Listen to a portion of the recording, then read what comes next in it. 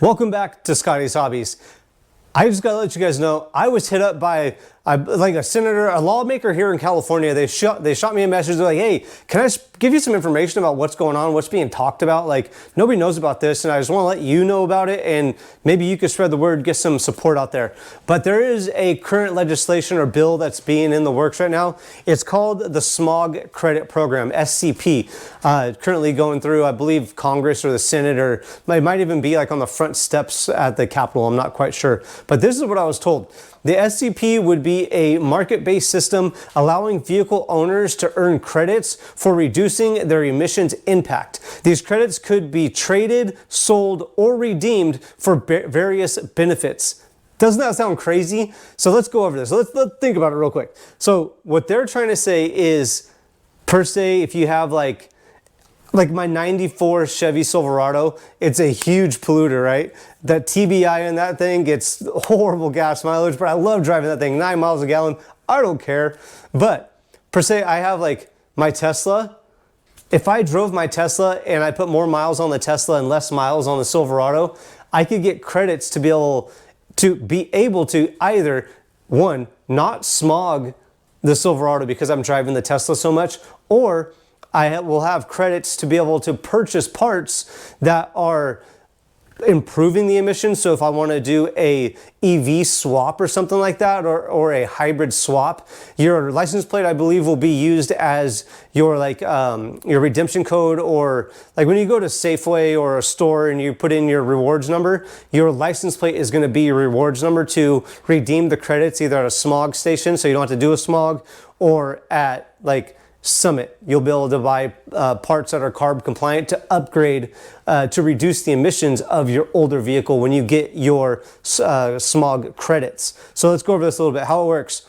Earning smog credits, low mileage exemption. So here we go, starting off. If a vehicle is driven under 5,000 miles per year, the owner gets a partial smog waiver and earns credits. So my older Silverado, if I don't drive it 5,000 miles, I could be exempt from part of the smog. Maybe the whole smog depending on the miles. Who knows how this goes? Second, green updates.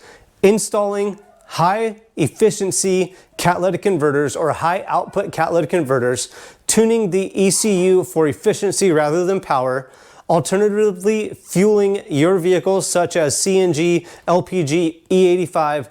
You could scrap or retrofit the vehicle. This one's kind of confusing because one, scrap the vehicle, that's getting rid of it, retiring it, whatever. That was just pretty much selling it to the state. BAR already has a system where you could get, I believe it's up to $2,000 for an older vehicle that doesn't pass smog, and you could retire it to the state if you income qualify. That's retirement. I'm not sure how much of a smog credit that would be, but next would be, or in this same one, retrofitting the vehicle. If you retrofit your vehicle to a hybrid or electric vehicle, you can get smog exemption credits to where you'll no longer have to smog the vehicle as well.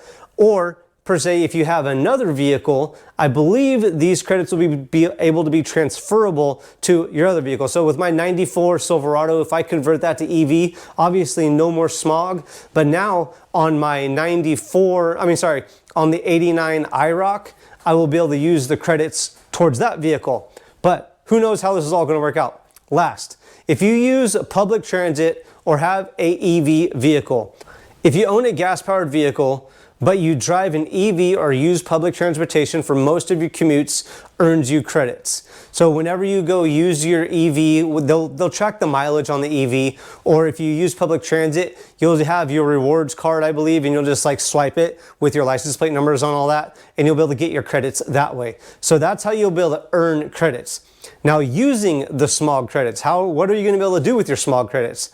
Now, smog test exemptions is going to be one of those ways to use the tax credits. Credits can be used to reduce or waive required smog tests for eligible vehicles. So if I'm driving my Tesla, my 89 IROC, my 94 Silverado, I could use the credits towards those vehicles to get smog exemptions. That's pretty cool, right? You'll also be able to use these credits to lower registration fees. You'll be able to apply the credits to reduce DMV fees to older vehicles if that's what you want to do. So when you use your EV or your public transit, you gain those credits, you'll be able to lower your registration fees as well. You also might be able to do or get a tax deduction. You could use the credits for a small, or the Smog credits, for a small deduction on state income taxes if you don't have an older vehicle. But there's also another part in here too in a minute that we'll get to. So the tax deduction is pretty cool, but you'll still be able to use these in other ways. You'll also be able to use these credits for aftermarket parts discounts. So if you go to Summit, it has the redeem coupon codes. You'll put your rewards number in there. That's on your card or your license plate, whatever, how they're going to track it. You'll be able to purchase those parts with your rewards number. Last, you'll be able to sell or trade these credits. So if you don't have an older vehicle, you only have your Tesla that you drive around, or whatever your EV is, your Rivian you're driving around, you're not polluting, you're not like expanding your carbon footprint, you're going to be able to sell these these smog credits. Drivers of low emissions vehicles can sell their excess credits to others who need them, creating a market-based incentive system similar to cap and trade. So that's another perk. If you have a EV vehicle, or a EV vehicle is electric vehicle, whatever, you'll be able to use those to sell them to your neighbor if they need them. Or, like, there's another thing going on right now in here in California.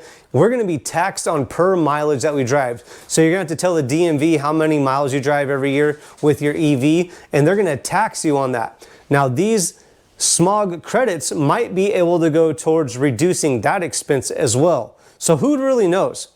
Now, why does this all make sense? It encourages voluntary emissions reductions rather than forcing expensive compliance. Rewards responsible car owners while still allowing enthusiasts to keep modified or classic cars on the road, which is kind of cool. It also gives people financial alternatives instead of just pushing them into driving an older vehicle. So this is the SCP, the Smog Credit Program, that's being talked about on the Senate floor, maybe right outside the door, maybe on the steps outside, but somewhere. Who knows what's going to happen with this, but would you support something like this? Let me know. Now, if you like this video, make sure you check out other videos that are really informative, that give you actual information and links and everything to go do your own research on it. This one, you're not going to find much about it because just somebody hit me up and they told me about this, and it's probably all lies, so who really knows? But I do like to focus on giving you guys true facts. I know there's a lot of people out there that just like to give you a bunch of hoopla and you guys gobble it all up. So I'm going to hop on that train too and just entertain you guys with a bunch of lies like this video is right here. Thanks for checking out Scotty's Hobbies. I know this video isn't going to be too helpful, but if you check out the video library, there is a ton of helpful videos out there in my library. I will see you guys on the next, hopefully helpful, if not entertaining, video. Thanks, guys.